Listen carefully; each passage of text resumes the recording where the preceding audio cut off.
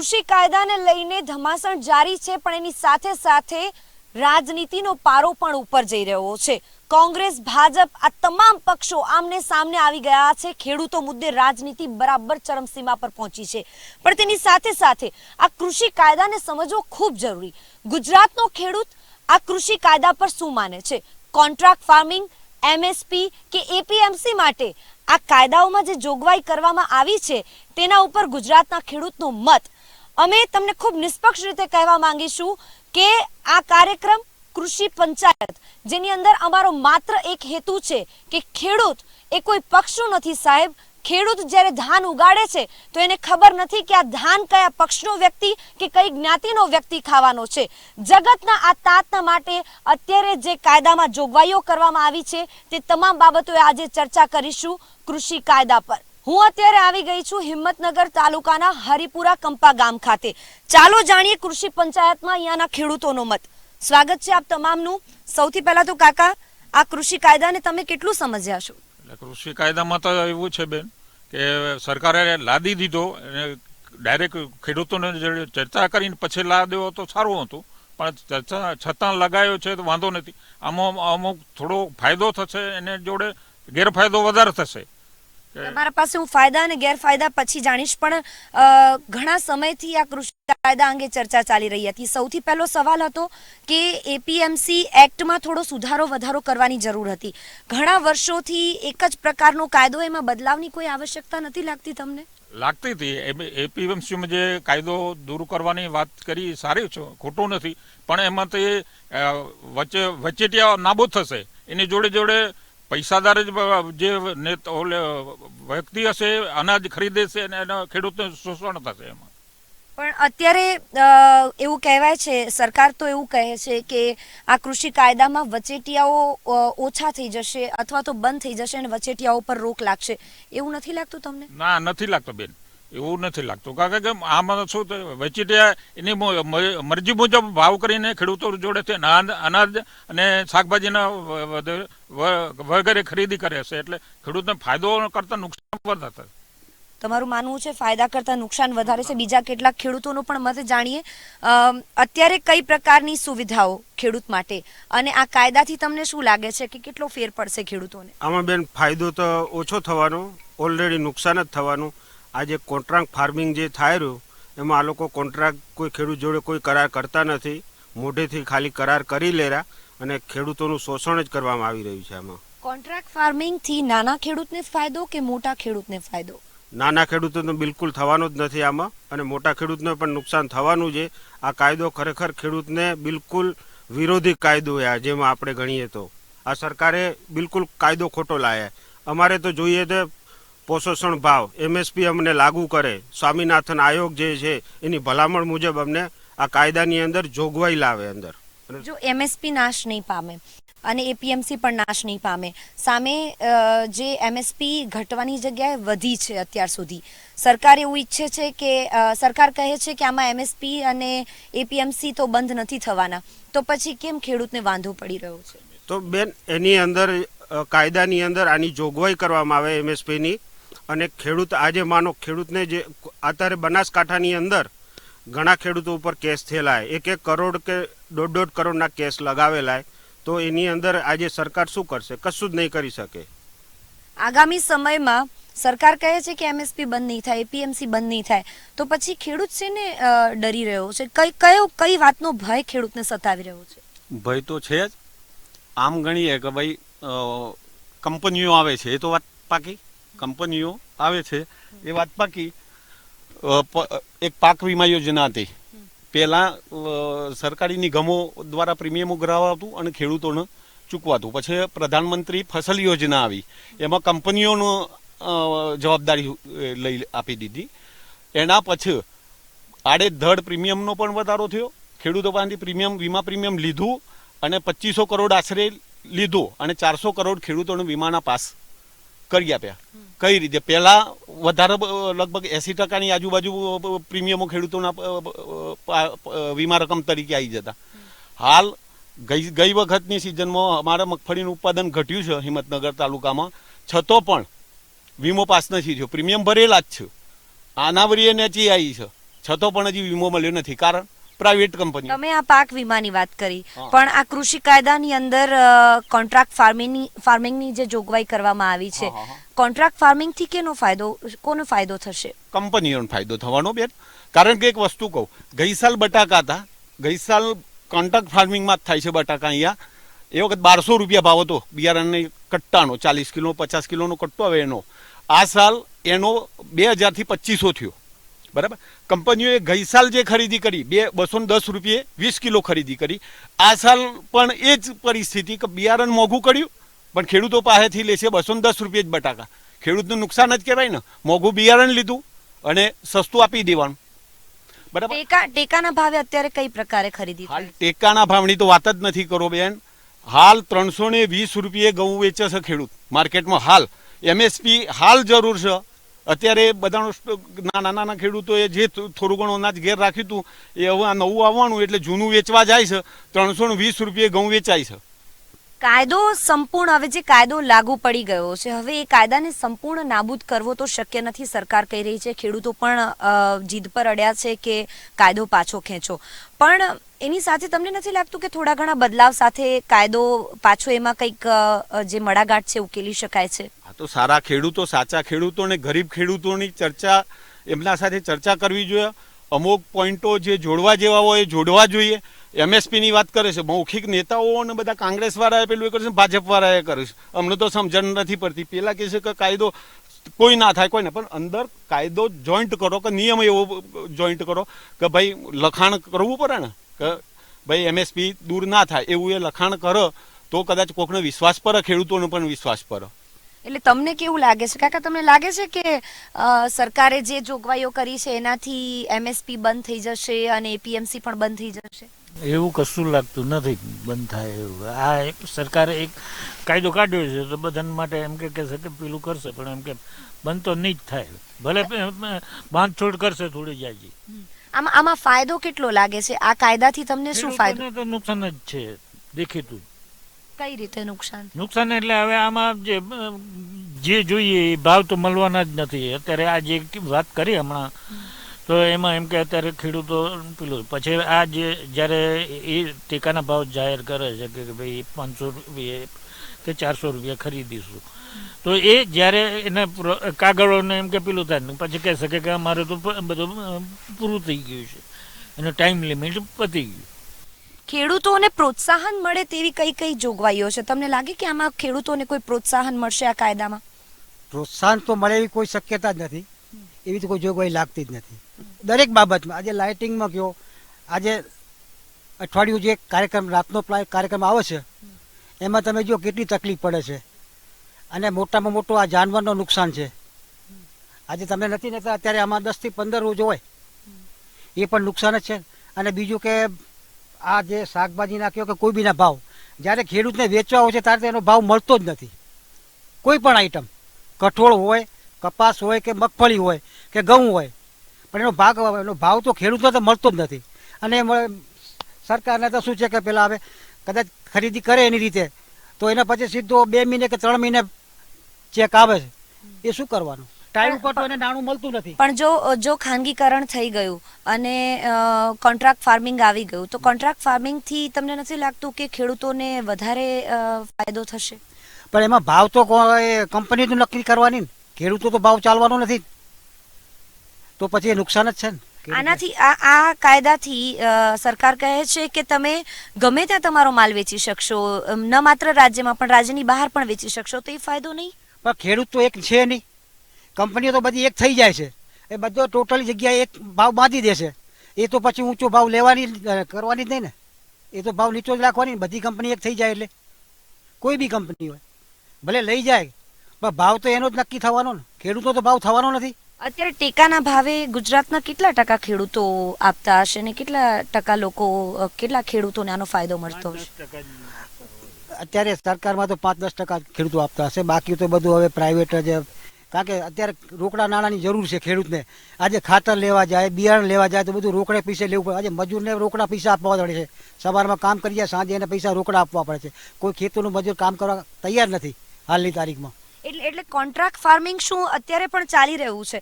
Contract farming તો અત્યારે પણ ચાલી રહ્યું છે, તો પછી આને કારણે ડર શેનો લાગે છે? આ કીધું ને બેન, મેં ગઈ વખતનો કોન્ટ્રાક્ટ એવો હતો કે બિયારણ 1200 રૂપિયે 40 કિલો મળતું હતું. આ સાલ એ જ બિયારણ બટાકાના ભાવ આ ચાલુ સાલે 2500 રૂપિયા થયા. એ વખત ગઈ સાલ કંપનીઓએ આપણા ખેડૂત પાસેથી અમારી પાસેથી ખરીદ્યું 210 રૂપિયે. આ સાલ ભાવ બિયારણના વધારવા છતાં બિયારણ 210 રૂપિયે જ ખરીદવાનું છે. કયો ફાયદો થાય કોન્ટ્રાક્ટ ફાર્મિંગથી?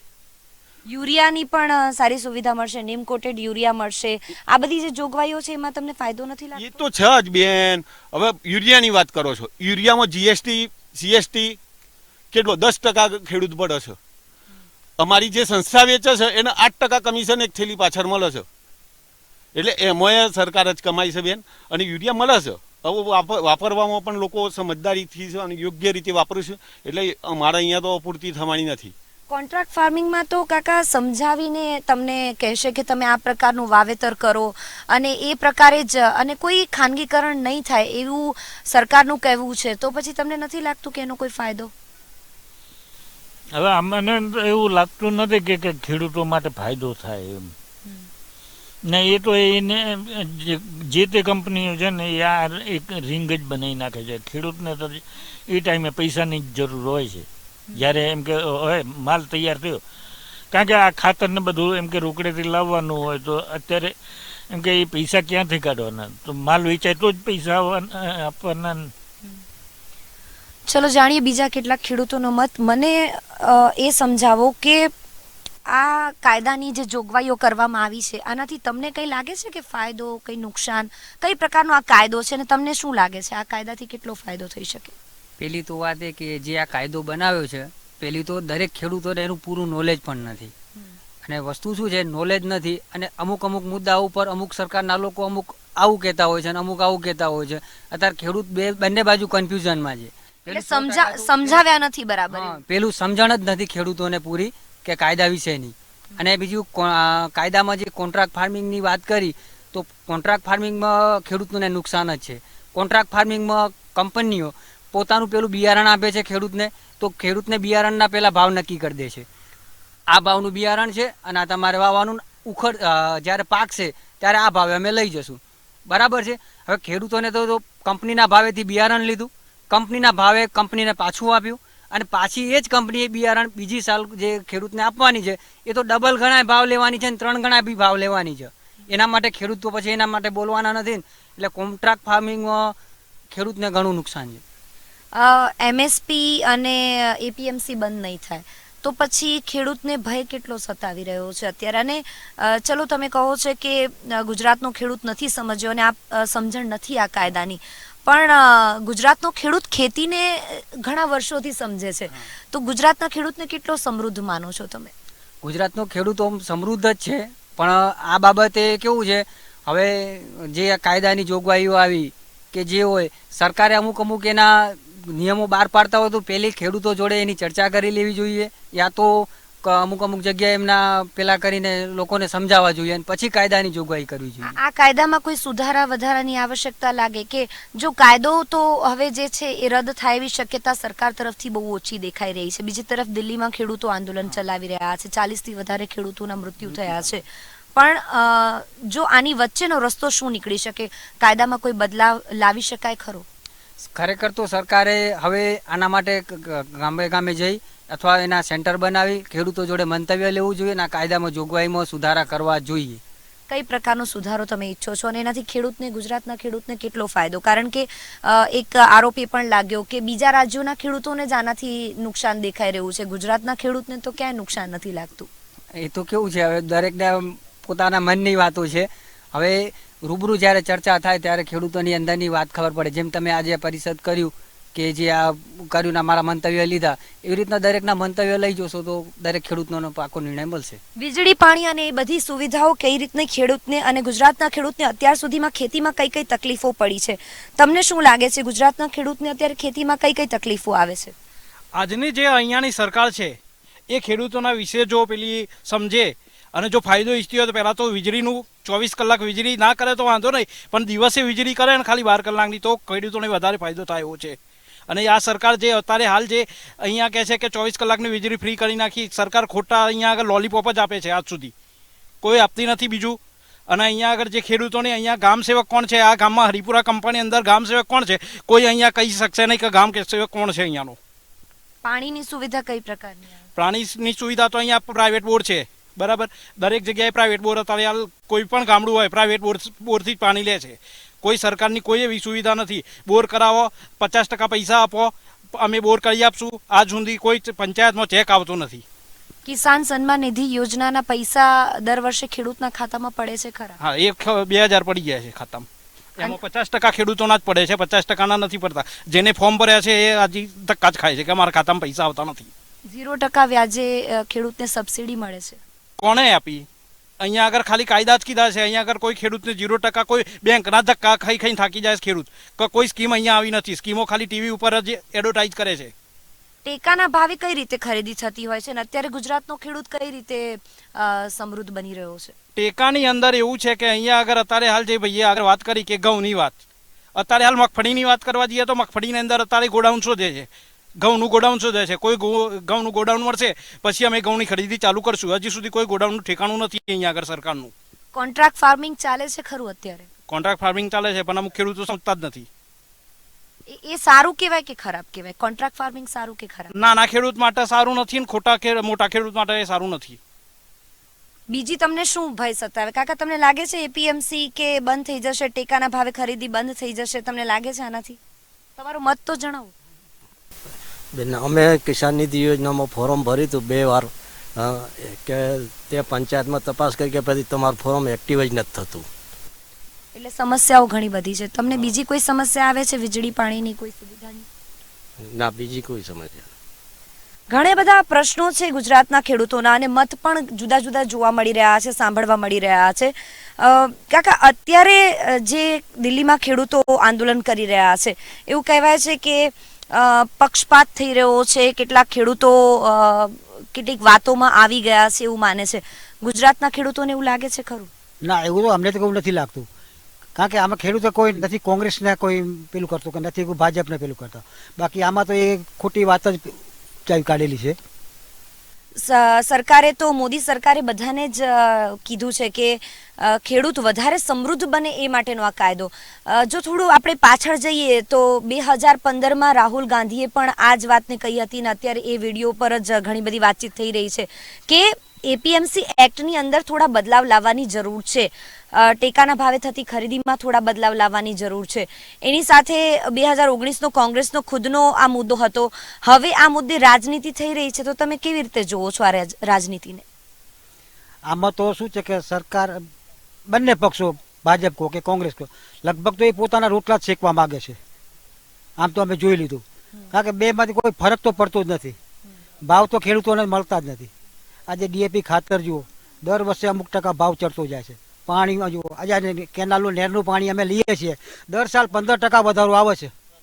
દર વર્ષે 15% વધારો આવે છે. અમે આજથી 40 વર્ષ પહેલાં 15 રૂપિયે હેક્ટર ફોરમ ભરતા હતા, આજે સીધા 2500 રૂપિયા હેક્ટર થઈ ગયા છે પાણીના. તમે વિચાર કરો હવે ખેડૂતને કઈ રીતે પહોંચાય? તો ઘઉંનો ભાવ પણ એ પ્રમાણે જુએ, અનાજનો ભાવ જુએ, અનાજના ભાવ ઘટે. અને લાઇટમાં અમારે બોર્ડમાં 2 થી 3 વખત અરજીઓ કરેલી, છતાં અમારી આ ડીપીમાં કોઈ પણ હેલ્પર હજી આજની સુધી રિપેરિંગ કરવાની કેટલો લીલી થઈ ગઈ હતી. આજે જાતે ખેડૂતોએ પોતાના જીવના જોખમે આ વનસ્પતિ કાપીને વેલા ઉતાર્યા છે. ઘણી બધી સમસ્યાઓ છે. જી, શું કહેવા? સમૃદ્ધિની વાત કરો છો ને, ખેડૂત કઈ રીતે સમૃદ્ધ બને એમ. પહેલા તો સબસિડી બંધ કરી દો, સંપૂર્ણ સબસિડી બંધ કરી દો. કારણ કે સબસિડી મળવા કરતો ટેક્સ વધારે ભરે છે ખેડૂત. ટ્રેક્ટરમાં 1.5 લાખ, 1 લાખથી 20,000 થી 1.5 લાખ રૂપિયા ટેક્સ ભરે છે, બરાબર. તો સહાય મળે 45,000 મળે, 35,000 મળે. એ કેટલો કાગળિયો કર્યો ને કેટલા વર્ષે, 1 વર્ષે, 2 વર્ષે, 3 વર્ષે મળે. એટલે ટોટલ દાંતેરા પણ સબસિડી નથી જોઈતી, ખાતર પણ સબસિડી નથી જોઈતી, કે ટ્રેક્ટર પર નથી જોઈતી. ફક્ત ભાવ આપો. જો અમારો પેદા કરેલો ઘઉં આજની તારીખમાં 320 રૂપિયા માર્કેટ યાર્ડમાં વેચાતો હોય, બરાબર, તારે એ જ મોલમાં રિલાયન્સનો મોલ કહો, પછી પેલા બિગ બજાર કોણ, એ બધા મોલ ફૂટી નીકળ્યા છે કંપનીઓના, એમાં 600-700 રૂપિયા વેચાય. એટલો તફાવત કેટલી એ કંપનીઓ કેટલો નફાખોરી કરે છે. તો પછી આયા પછી એ જ થવાનું છે ને કોન્ટ્રાક્ટ ફાર્મિંગમાં. પણ આમાંથી વચેટિયા નીકળી જશે. વચેટિયા કોણ વચેટિયા એ જ ખબર નથી પડતી. માર્કેટ યાર્ડમાં ગયા બધા વેપારીઓ આયા, હરાજી કરી, બરાબર. વચેટિયો કોણ છે? કોઈ વચેટિયા નથી. આ તો માર્કેટિંગ છે રાજકીય પક્ષોનું, અને ગધારા બનાવું છે અમારા ખેડૂતોનું. બાકી કોઈ વચેટિયો છે જ નહીં. અમે અમારું ટ્રેક્ટર લઈને જઈએ છીએ હિંમતનગર. સારું, હિંમતનગરે જઈને 2 દિવસ રોકાઈએ હતા તો માલ વેચાય છે. હવે બીજા રાજ્યમાં વેચવાની તો વાત જ ક્યાં આવી, બરાબર. તો અમારા જે માર્કેટ યાર્ડ છે એ મજબૂત છે, એને મજબૂત ટકવા દો સાહેબ. કંપનીઓ આવશે, માર્કેટ તૂટશે, હા, બંધ નહીં થાય, પણ એ લોકો અશક્ત થઈ જશે, એટલે ખરીદ શક્તિ એમની પણ તૂટવાની છે, અને લીલા લહેર કરવાના. એટલે અંગ્રેજો વાળું થયું. અંગ્રેજો કોઠી સુરતમાં નાખી હતી ને, એ આ અંગ્રેજ રાજ પાછું ફરથી આવે છે. જોજો, ભલે 5 વર્ષ 6 વર્ષ પછી જોજો તમે ખેડૂતની દશા. એમ મને ચલો, હું તો ખેડૂત નથી એટલે મને સમજણ નહીં પડે, પણ તેમ છતાં મને એક વખત મુદ્દાસર સમજાવશો કે ખેડૂતને અત્યારે શેની જરૂર છે, અને આ કાયદામાં કઈ રીતનો બદલાવની જરૂર હતી? બદલાવની કાયદો જ બંધ કરવાની જરૂર છે. ખેડૂતને સબસિડીની જરૂર નથી. ફક્ત ને ફક્ત ઘઉંના 500 રૂપિયા મળવા જોઈએ, મગફળીના 1500 રૂપિયા મળવા જોઈએ, કોટનના 2000 રૂપિયા મળવા જોઈએ. એ રીતે ભાવ મળે, કોઈ સબસિડીની જરૂર નથી. 2 રૂપિયા આપ્યા, 2000 રૂપિયા તમે આપ્યા, એવું કીધું આ, બરાબર. 2000 નું કેટલું? મારે હું હમણાં 2 દિવસ પહેલો 100 મણ અનાજ ઘઉં વેચવા ગયો.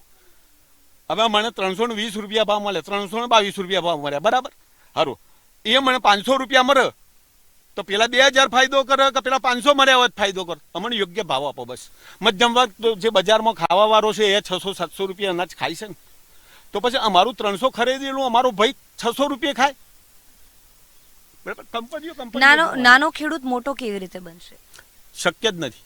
ભાવ મળશે તો જ મળશે ને એનું મહેનતનું ફળ મળશે તો મોટો થશે. બાકી આ દયા, ભીખ, સબસિડી, આ તે મફતનું આપશે ત્યાં સુધી કોઈ સુખી નથી થવાનો, કે મોટો નથી થવાનો. એટલે અત્યારે મફતનું મળે છે એવું માનો છો ખરા તમે? નાનો ખેડૂત મોટો કેવી રીતે બનશે? જોઈતું નથી ને. નાનો ખેડૂત તો મોટો ક્યાંથી બનવાનો છે? સરકાર જ બનવા દેવાની નથી. એવું શું કરે સરકાર કે જેનાથી ખેડૂતને ફાયદો થશે? આ બધું બંધ કરે તો જ ખેડૂત સુખી થશે, એ સિવાય સુખી થવાનું નથી.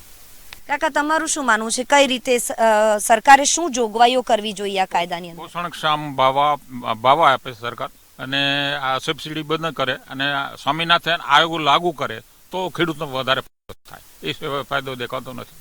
એ જોગવાઈઓ કઈ તમે શું ઈચ્છો છો સરકાર પાસેથી? એ સ્વામિનાથન આયોગે જે ભલામણ કરી છે એ લાગુ કરે ખેતીવેડી ખાતામાં, તો જ ખેડૂતને ફાયદો થાય. બાકી બીજ સમજાવે તો કાયદાથી કોઈ ફરક નહીં પડે ખેડૂતને. તમારા ગામમાં કઈ પ્રકારની ખેતી થાય છે, અને તમને આ ખેતીમાં અત્યાર સુધી કોઈ ફાયદો દેખાયો ખરો? ના, અમારે તો બધી ફરતી ખેતી થાય છે. બટાકા કરે છે, ઘઉં કરે છે, મકઈ કરે છે, એરંડા કરે છે, તુવેરો વાવે છે, બધી ફરતી ખેતી થાય છે. આમાં નુકસાની કેટલી હોય છે ખેડૂતોને? નુકસાની થાય છે ખરી? નુકસાની તો બેન ઓલરેડી થઈ રહી. હવે આની અંદર આ 3 કાયદા લાયા તો આ કયા ખેડૂતોના સંગઠનોએ માગ્યો હતો કે આ કાયદો અમારા માટે લાવો, ખેડૂતો માટે? કોઈએ પણ માગ્યા નથી. સરકારે મોટી મોટી કંપનીઓ જેવી રિલાયન્સ, અદાણી, આ બધાના મોટા મોટા ગોડાઉન પહેલાંથી થઈ ગયું નક્કી, કાયદા બની ગયા, પછી સીધા ખેડૂત ઉપર ઠોકી ગાલેલા. આ બિલકુલ કાયદા. હવે કૃષિ મંત્રીએ ચેલેન્જ આપી હતી, તો આજે કૃષિ મંત્રીએ ડિબેટ ઉપર આવવું જોઈએ, અને મોટા મોટા સંગઠનોએ લાઈવમાં એને આપેલું હોય કે અમે તૈયાર રહી કે આ કાયદામાં ફાયદા શું અને નુકસાન નથી કે છે, એ બધું સમજાવશે. જોગવાઈઓ તો ઘણી બધી કરવામાં આવી છે, અને આ કાયદો ઘણા વર્ષો જૂનો હતો. લગભગ 50 વર્ષ પછી કંઈક બદલાવ આવ્યો છે, તો આ બદલાવ જરૂરી નથી લાગતો ખેડૂતને? મેડમ, બદલાવ માગે વાત સાચી તમારી, પણ ખેડૂતને જે ફાયદો થાય એવા ભલામણ કરો કાયદાની અંદર. કંપનીઓને ફાયદા થાય એમાં ભલામણ આમાં તો. જો સરકાર આમાં કઈ રીતે, તમને નથી લાગતું કે ચલો બે પક્ષે વાત તો નથી થઈ રહી, લગભગ 6-7 મિટિંગો થઈ ગઈ સરકાર અને દિલ્હીમાં બેસેલા ખેડૂતોની સાથે, આ 6-7 મિટિંગમાં ક્યાંય કોઈ ઉકેલ આવતો દેખાતો નથી. મડાગાંઠ કેવી રીતે ઉકેલાશે? અને બે પક્ષે જો એક પણ વ્યક્તિ પીછેહઠ નહીં કરે તો કેવી રીતે ચાલશે? સુધારા ખેડૂત જે તે સંગઠનો છે, અત્યારે તો ઘણા સંગઠનો થઈ ગયા છે, એ પ્રમાણે જો એમના મુખ્યાને કરીને વ્યવસ્થિત રીતે મુદ્દાસરનું દરેક કાયદાઓનું છણાવટ કરવામાં આવે અને ચર્ચાઓ કરવામાં આવે તો લોભયકાર્ય સમજણ પર. બાકી કાયદો અમારા ખેડૂતોને તો ખબર જ નથી કે કાયદા કયા લાભ કયા ગેરલાભ એ તો ઓલરેડી અમે કોઈ જાણતા જ નથી. પણ આ માર્કેટિંગ કરે છે કોંગ્રેસ ભાજપવાળા બંને કે માર્કેટ યાર્ડ બંધ થઈ જશે ને પેલું આમ થશે ને પેલું ક્યાંક ન થાય. એમાં મને સમજણ પડતી નથી. પહેલાં તો એ કાયદા શું છે એ દરેક ખેડૂતને જાણવા પડે કે કયા નિયમો છે, અંદર કયું પેલું છે એનું કાનૂની. કોઈ નુકસાન જાય તો કંપની સાથે દિલ્હી લડવા જવાનું કે પછી બીજા રાજ્યમાં લડવા જવાનું કે પછી આપણે હિંમતનગરનો ખેડૂત હિંમતનગરમાં જ ફાઇટ આપશે, કોર્ટમાં જવાનું, ક્યાં જવાનું, એ તો હજી તો કોઈ નક્કી જ નથી ને. આજથી 30 વર્ષ પાછળ જઈએ. 30 વર્ષ પાછળની ખેતી કઈ પ્રકારે થતી હતી અને ત્યારે ખેડૂતની દશા શું હતી, 30 વર્ષ પછીનો શું બદલાવ, અને આવનારા 30 વર્ષમાં, કારણ કે અત્યારે આ કાયદો જે લાગુ પડી ગયો, ધારો કે સરકાર અને ખેડૂતો માને નહીં તો આ કાયદો તો રહેવાનો છે, તો આવનારા 30 વર્ષમાં તમે ખેડૂતને ક્યાં જોઈ રહ્યા છો? પહેલાંના જે 30 વર્ષની ગણતરી કરીએ છીએ ને એ વખત સમૃદ્ધ હતા, ભાવ બેલેન્સ અને ખેત પેદાશો સારી મળતી હતી. હાલ સુધી જો બધું હાઇબ્રિડ થઈ ગયું, પછી રોગ જીવાત, પછી વાયુ પરિવર્તન આવ્યા, એ બધું આવવાથી થોડો ખર્ચાઓ ખેતીમાં વધી ગયા છે અને ઉત્પાદન ઓલરેડી એ વખતનું જ છે પણ ખર્ચાઓ વધ્યા એટલે નફાકારકતા ઘટી. વધતા ભાવ એ વખત જે જે એમએસપી હતું જ નહીં લગભગ, તો એવી વાતો કે એમએસપી તો હમણાંથી જ ચાલુ થયું એવું લાગે છે મારી સમજણમાં. એ વખત નહોતું છતાં પણ એવું કોઈએ માગણી નથી કરી કે અમાનો ભાવ યોગ્ય આપો. હાલ જ કેમ અવાજ ઉઠ્યો કે યોગ્ય ભાવ આપો? કારણ કે એક વસ્તુ છે બેન કે જો 1400 રૂપિયા એક વખત કંઈક ભાવ બોલી ગયો અને ચાલો અત્યારે 800-900 રૂપિયા રૂ વેચાય, લોકોના પગાર વધી ગયા, પોતપોતાની રીતે પગારો વધી ગયા, મોબાઈલનું બેલેન્સ કરાવો તો વધી ગયા, કોઈ પણ વસ્તુની ખરીદી યુરિયા ડીએપીના વધી ગયા, અનાજના ભાવ માઇનસ જ જાય છે. માઇનસ ના જાય, યોગ્ય ભાવ મળે. ખેડૂતને અત્યારે ખેતી કરવી કેટલી પોસાઈ રહી છે? ખેડૂતને ખેતી કરવી પોસાય છે કે આવનારા 30 વર્ષમાં તમે ગુજરાતના ખેડૂતને અથવા તો દેશના ખેડૂતને ક્યાં જોઈ રહ્યા છો? આગામી 30 વર્ષ પછી ખેડૂત કેવો હશે તો લગભગ મારા મંતવ્ય પ્રમાણે મને નથી લાગતું કોઈ ખેતી કરવા માણસ તૈયાર હોય. મારા ખ્યાલથી ખેતી પ્રધાન દેશ આપણું ભારત ખેતી પ્રધાન દેશ છે. કૃષિ એ વખતે ઘણું નામ હતું. અત્યારે ખેતી બાબતે જોવા જઈએ તો ખેડૂતો ઓછા થતા જાય, ભાઈઓ ભાગ પડ્યા, શેઠા પડતા ગયા. હવે ખેતીમાં એટલી બધી ઉત્પાદન કે મળતર નથી રહેતી તો રાગે રાગે ખેડૂત ખેતી કરવાનું બંધ કરશે લાગે છે. જો ખેતી બંધ થઈ જશે તો આ તો બહુ ખરાબ સ્વપ્ન મને દેખાઈ રહ્યું છે એવું લાગે છે. અમારા ફાધર હતા, એમના ફાધર હતા, એ વખતે 60-60, 70-70 વીઘા ખેતી કરતા હતા. અત્યારે અમારા જોડે 20-20 વીઘા, 25-25 વીઘા ખેતી કરીએ છીએ. છોકરાના ભાગમાં કદાચ આવશે તો 10-10 વીઘા આવશે અને એમાં કાંઈ મળતર રહેવાનું નથી. છોકરા બહાર અથવા ધંધા કરવાના અથવા નોકરી કરવાના, આ ખેતી બંધ થઈ જવાની. આ કાયદામાં ઘણા બધા બદલાવની આવશ્યકતા છે. ન માત્ર ગુજરાતના ખેડૂતો પણ તેની સાથે સાથે બીજા અન્ય રાજ્યના ખેડૂતો પણ એવું જ માની રહ્યા છે કે કાયદામાં થોડા બદલાવની જરૂર છે. ગુજરાતના ખેડૂત સાથે છેલ્લા ઘણા દિવસથી ચર્ચા કરી રહ્યા છીએ ત્યારે એવું લાગી રહ્યું છે કે એક પક્ષ ખેડૂતનો એવું કહી રહ્યો છે કે કાયદો છે પણ એ કાયદાને થોડો બદલાવ સાથે રજૂ કરો. બીજી તરફ કેટલાક ખેડૂતો એવું કહી રહ્યા છે કે આની સમજણ જ હજી ખેડૂતો સુધી નથી પહોંચી. સરકારનું સ્વપ્ન એ કે આવનારા સમયની અંદર ખેડૂત સમૃદ્ધ બને તે માટેનો આ કાયદો, પણ ખેડૂતો માની રહ્યા છે કે જો ખેડૂતને સમૃદ્ધ બનાવવો હશે તો ખેડૂતને સમજવો પડશે. અત્યારે બસ આટલું જ કૃષિ પંચાયતમાં. મને આપશો રજા. વધુ સમાચારો માટે જોતા રહો મંતવ્ય ન્યૂઝ. નમસ્કાર.